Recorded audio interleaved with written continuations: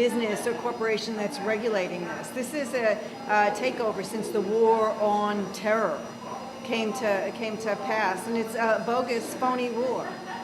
So this is a government situation imposed upon business once again, and really, basically, it's liberty stripping. It's to take away your right to travel, basically, and to make you submit to humiliating surveillance. This is outrageous. This is absolutely outrageous. Let's trace the body scanners back. Who owns the stock in them, and when was the stock bought? In 2005, Chertoff owns the stock. So he's the one that's making, this is another inside deal, is making a fortune, at all of our expenses. It just drives me nuts that all of a sudden the guy from Massachusetts, this Republican senator, wins the race, and he winds up being related to our president. Now, this brings up a whole issue. Who is this president that has really no birth certificate what to speak of? He has no records. Nobody knew him in any of the colleges that he went to. His work, all of the papers that he supposedly published from the colleges that he went to, they are inaccessible to the public. As a matter of fact, I believe Obama signed an executive order making all of his records not available to the public. So this is very odd indeed, but there does remain a story. And the story is this woman from Hawaii marries a guy from Kenya. They have a child who becomes the president of the United States and winds up being related to Dick Cheney. Now, how in the world does this happen? How are all these guys related, if you follow it back, to the Queen of England? These odd sorts. Clinton. Now, the rumor on the street about Clinton is that he is the illegitimate son of Elliot Rockefeller.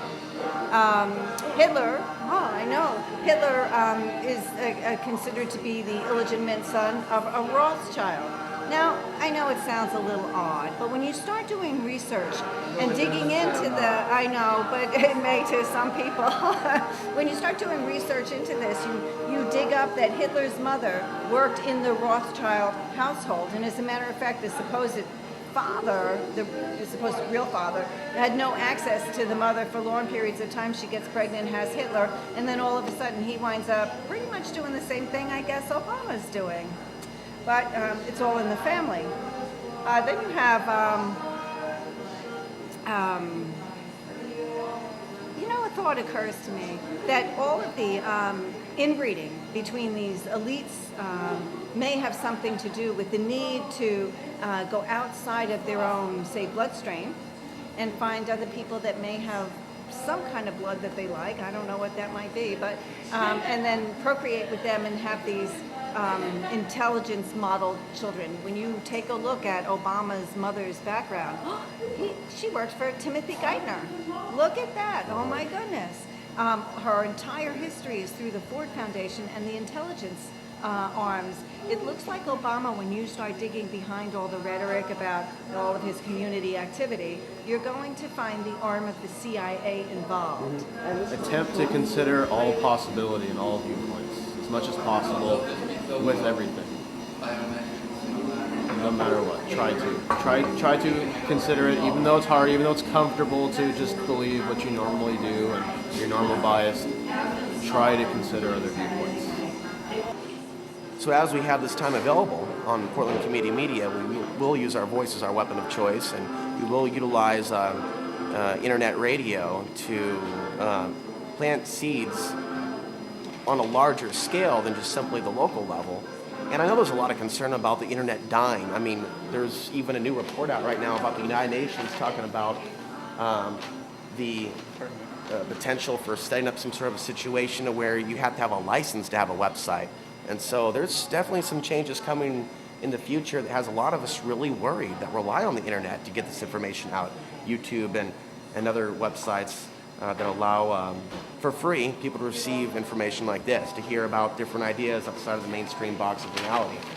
And so it's important that you check out alexanswer.com while you still can. Here's a news report, though, that was brought to my attention. I've heard a little bit about this. China denies involvement in Google hackings.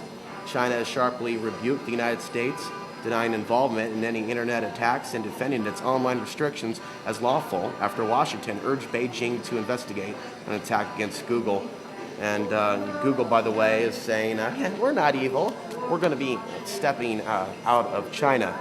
They're full of it.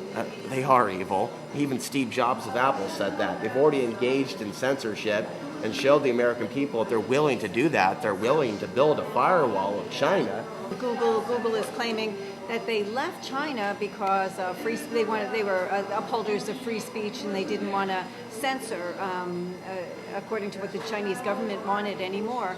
It turns out, at least according to Webster Tarpley, that Google is a major arm of the CIA, and they got caught red-handed digging into the Chinese government, and it looks like the Chinese government threw Google out. So I don't know, developing story, especially along the line of what else is going on between the United States and China. The Asian Reporter. I don't know, but I think that what he's saying is probably right in this situation. Okay, the Communist Party's official People's Daily newspaper also accused the U.S. government of strictly controlling the internet at home while urging other countries to build an internet freedom utopia. In reality, this internet freedom that it is marketing everywhere is nothing but a diplomatic strategy and only an illusion of freedom, the paper said. Yeah, they do have a lot more censorship than we do here. They won't let YouTube video sites in, anything like that. But the fact that we're calling them out as being strict is kind of a joke nowadays, considering our own government is starting to observe and censor what we're watching. See, he was asking me, as we started looking at this article, how many hits I've gotten from people in China, and the answer is, maybe there's been some hits from China, but I haven't been contacted by anyone from China. I've never been contacted by anyone from Russia. I've been contacted by only maybe a couple people in Mexico. I've been contacted by a lot of people in Canada. Obviously, a lot of people in the United States, a lot of people in Portland. A ton of people in the UK listen to the archives. That's why I decided I got to start doing the internet show again and stop crying about people in Portland not emailing me or coming to the meetup or even saying anything about anything, because the nature of what I'm talking about is much more global than Portland. And so while we still have the internet, before we deal with the cyber doomsday that they say is coming, it's not a matter of if, but when, we've got to continue to still just get all that info out, because still stuff can be taken that's on the internet and downloaded. And if there's certain stuff that you see out there, you need to download it, because there's no guarantee that's going to be here next year, or be there next year. And you can take nothing for granted anymore. That's the point of so much of what I talk about on the show, to be grateful for what we have, take nothing for granted, realize there's a lot of change taking place, and in the surfboard of life, you've got to maintain your balance and kind of forecast the storm that's already arrived. That way you can stay afloat. It's a sink or swim situation. There's definitely a strange situation I think we're facing on this planet. There's a lot of economic hardship all over the planet in each one of these countries, and of course the third world, we're all in this together, but there's not a lot of communication. And I think a language barrier is one thing, but certainly it's technology, because a lot of people have broken through the language barrier and are sharing information in Western Europe, people that speak different languages in that particular region. And so it's not just about language, it's about the technology. It's about how each one of our countries is literally conditioning the public to view people in other countries, in those other super states, a certain particular way. I mean, we're still referring to it as the Chinese. The Chinese. The Chinese are slaves in their country. We're talking about the CCP, the Communist Chinese Party. And it's very important to separate the two, to separate the Kremlin or the Russian government from the Russian people.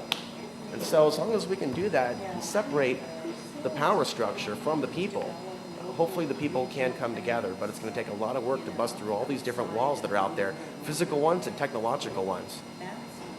Maybe some of the things that we'll be doing in the future will be deemed to be illegal. And so some of us are having to make some hard decisions now in terms of how for real we are, how much we care about not just fellow Americans, but other people. Because there's definitely a ramp up to criminalize what we're doing, to criminalize free speech. We're seeing history